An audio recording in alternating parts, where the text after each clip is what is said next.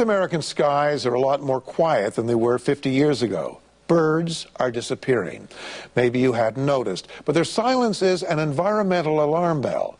You see, we depend on birds in ways we often forget. They're a key part of the ecosystem, eating fruit, dispersing seeds, and killing insects. And as the birds go, the fear is we're losing much more than their songs. Here's Joan Leishman with a feature report, Bye Bye Birdie.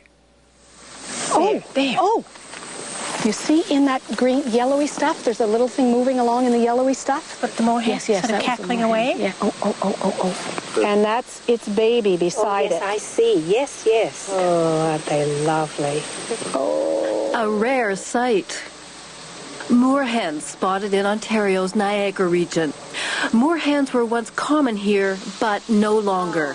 They're one of dozens of birds disappearing from the Canadian landscape, something painfully clear to longtime birdwatchers Libby Gollard and Mary Ellen Hebb.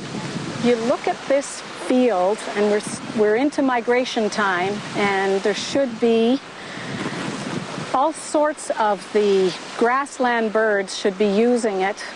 There should be meadowlarks. Meadowlarks used to nest here. They've long since stopped nesting. They're really crashing. There just are not as many warblers going through, and they're all multicolored.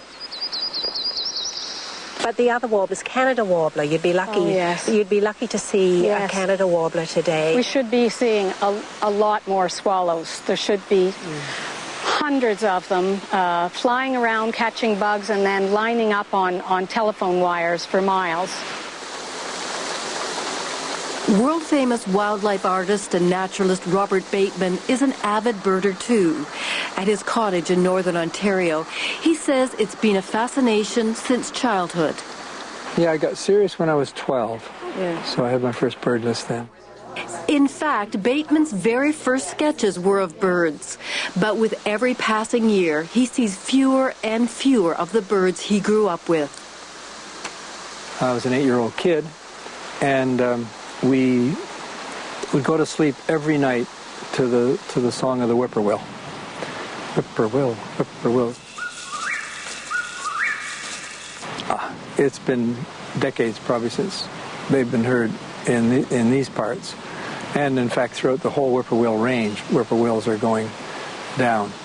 And I keep kind of hoping and praying it's a cycle, but the cycle is only in one direction. So, no, there's something happening there, and it's very sad. Something certainly is happening. Tens of millions of our most common birds found in North America have disappeared. Earlier this year, the Audubon Society issued an alarming report. It examined data taken from 40 years of bird monitoring and found that the numbers of some species have plunged by 60, 70, even 80%. Hardest hit are grassland birds, like the northern bobwhite, and 4 different types of sparrows. In sharp decline, too, are birds that feed and nest in Canada's boreal forest, such as the evening grosbeak and the rufous hummingbird. Also plummeting are wetland birds, including the northern pintail and the American bittern.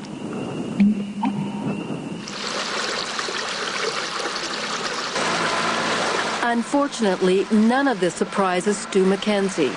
He's a biologist with Bird Studies Canada and in charge of documenting bird migration here at the Long Point Biosphere, which juts out into Lake Erie.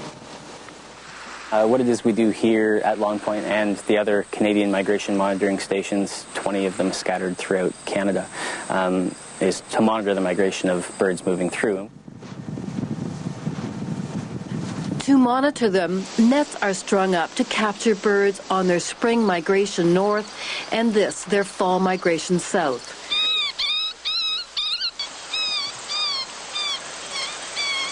They're gently untangled and taken to a station where they're banded. The birds are measured and inspected. They're weighed and released. It isn't an exact science, but what it does is provide insight into long-term patterns. And at the end of the day, we derive an estimated total of how many birds of which species are in the area every single day of the spring and fall migration for the past 50 years. So over that 50-year period, for instance, here at Long Point, we get a really good idea of the trends in those species. And those trends, in turn, reflect with startling accuracy what's going on in the natural world. Now, if you have a good record of what those birds are doing, what species are there, and how those populations are doing in those different habitats, you get a sense of how the health of those ecosystems are doing in general. So if we have ecosystems where the bird populations are declining, it tells us that those ecosystems aren't as healthy as they should be. Each of the 20 species noted in the Audubon report has its own specific story. But generally, the birds are disappearing because of dramatic environmental disruption. Most affected are birds that depend on grasslands. Take the bobwhite, for example. 40 years ago, there were an estimated 31 million bobwhites in North America. Now, there's thought to be only 5.5 million. Nature Canada's bird expert Ted Chesky says the main reason is huge factory farms. We have a 5-alarm fire, if you want, in those habitats, and we need to deal with it very, very seriously. You fly over the prairies of southern Ontario, and farm fields are not what they were 50 years ago. They're a lot bigger. They're designed to accommodate equipment. Now we have the same crop that goes for tens of square kilometers. So we were creating this big monoculture. And it's the result of that is that the diversity of species that requires a lot of different types of habitats, no longer are their habitat needs being met. So the mechanization of agriculture is basically destroyed or changed, transformed the habitat for many, many species and made it unsuitable. And it's modern forestry practices that are ruining the habitat for birds which depend on the boreal forest. Partly, it's the use of pesticides to kill things like the spruce budworm, which finches, for example, need to feed on. But even more harmful for many species is the wholesale harvesting of our forests. What I see, for example, are the finches. Birds that we're used to having coming to our bird feeders, at least in large parts of Canada, like evening grosbeaks, red poles, purple finches. They're all declining. What do they depend on mature conifer trees for most part of their lives for the seeds from them. When a clear cut takes place, often what replaces it is not the same type of conifer forest that was there before, but is one dominated by softwood deciduous trees, poplars, and so on. Polluted lakes and streams and the draining of wetlands are causing the numbers of several other species of waterfowl to crash. In some cases, essential habitat doesn't disappear completely, but it's changed in ways the birds can't adapt to. Take the moorhen, for example, that our bird watchers spotted earlier. Some species are more picky than others. So if common moorhens, for instance, really like pristine wetlands, lots of food, cattails, deep water. So while water levels in the Great Lakes have been getting lower and lower over the past few years, so the water levels in most of our marshlands aren't the same as they used to be, so that could be a reason why moorhens are moving out. Our bird population is under attack from every angle. What's also causing some of the millions of birds to go missing, says Robert Bateman, is urban sprawl. Suburbia has been quite a threat to certain species, and one of the little simple things, birds like wood thrushes, for example, nest in woodlots all over southern Ontario. Now the woodlots are still woodlots. I still see them. They're getting smaller and smaller and smaller because of suburbia closing in on them. It's easy to understand why bird watchers are mourning their loss, but actually there still are millions of common birds around. And despite the incredible decline in numbers, they aren't in danger of becoming extinct. So, what is the problem? Well, this is the way extinction happens, says Stu McKenzie. Dealing with declines in common birds, you picked on the point that's tough to sort of get an idea of in your head, because, well, they're still common, there's still lots of them around, what's the big deal? It's just the sense that they're not nearly as common as they were 50 years ago. And if those declines continue, there might still be 5 million around, but in 10 more years, there might only be 2, and 10 more years, then you're dealing with an example like the passenger pigeon. If you were around when passenger pigeons were here, you'd never think or dream a million years they could ever go extinct. But sure enough, they did.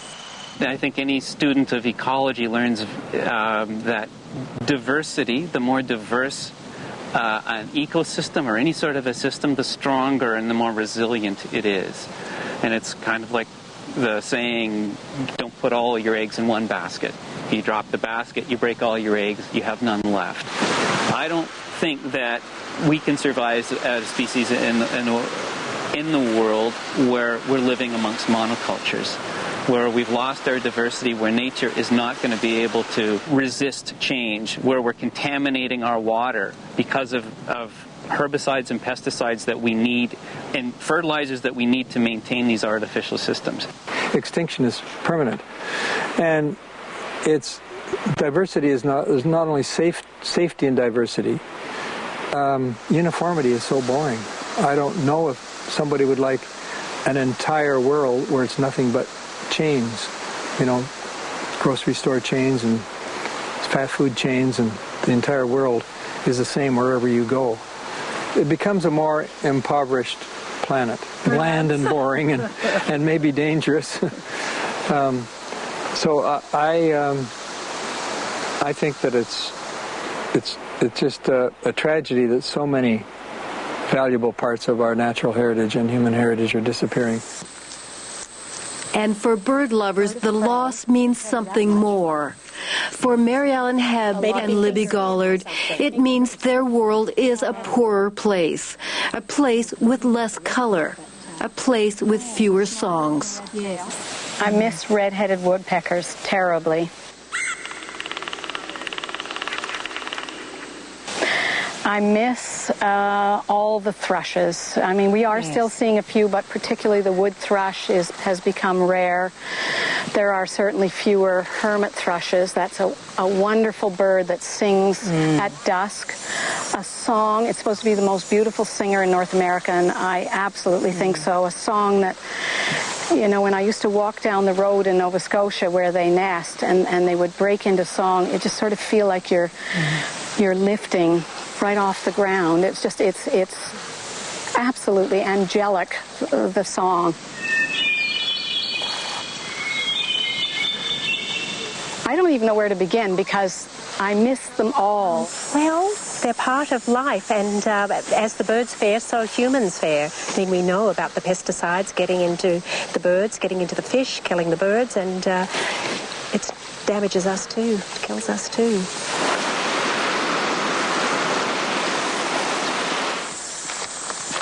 For bird watchers, their pleasure hasn't disappeared, but it has diminished. The flocks of birds they used to see are gone, replaced by the sounds of silence.